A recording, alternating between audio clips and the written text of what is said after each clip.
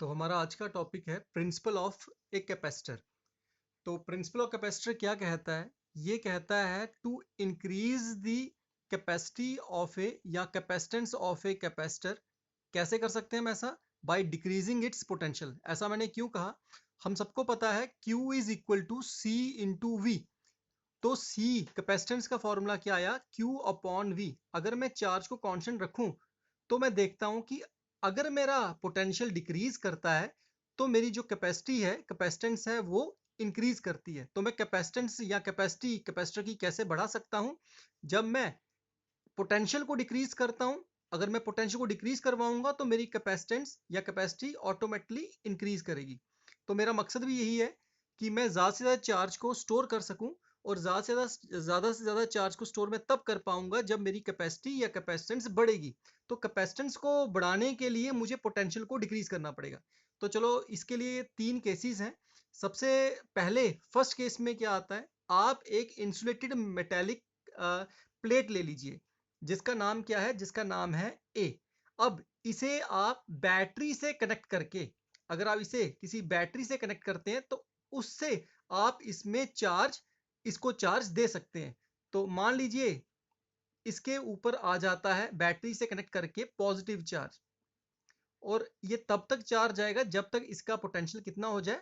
Maximum ना पहुंच जाए। तो चलो, हमने क्या किया? पॉजिटिव चार्ज दिया प्लेट ए को, जिससे एक टाइम ऐसा आया कि अब इसका जो पोटेंशियल है प्लेट ए का, वो क्या हो जाता है? मैक्सिमम हो जाता है। तो अब इसमें मैं और चार्ज नहीं डाल रहा। अब सेकंड केस में क्या आता है? सेकंड केस में मैं ये चाहता हूं कि इसकी कैपेसिटी बढ़े। ऐसा हो कि मैं इसमें थोड़ा और चार्ज, इसमें और भी चार्ज को ऐड कर सकूं। तो मैं ऐसा कैसे कर सकता हूं?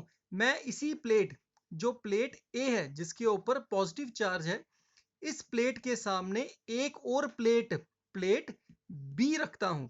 एक और इंसुलेटेड मेटल की प्लेट बी रखता हूं, और ड्यू टू इंडक्शन मैं देखता हूं कि पॉजिटिव के सामने नेगेटिव आ जाता है, और इसके फर्दर साइड में क्या रह जाता है?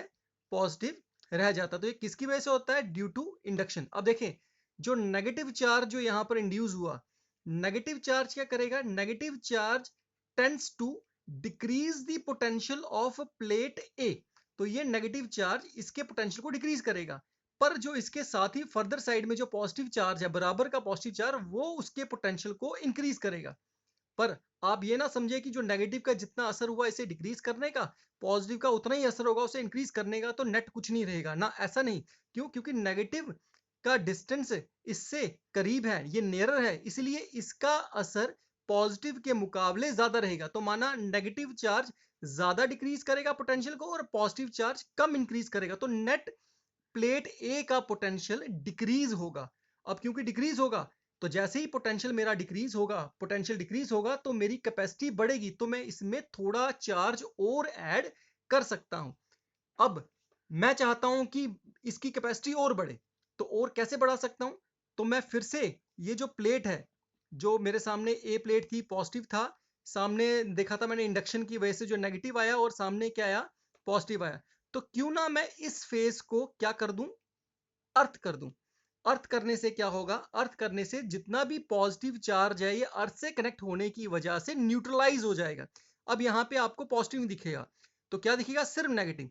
तो अब नेगेटिव को काउंटर करने वाला पॉजिटिव यहां पर नहीं है, तो नेगेटिव के पास पूरा चांस है कि अपनी पूरी ताकत से इसके पोटेंशियल को ज्यादा रिड्यूस कर सके।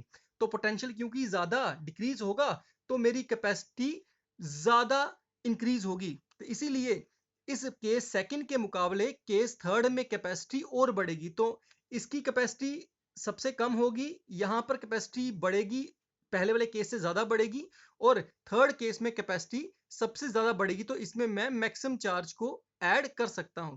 तो ये था प्रिंसिपल ऑफ कैपेसिटर।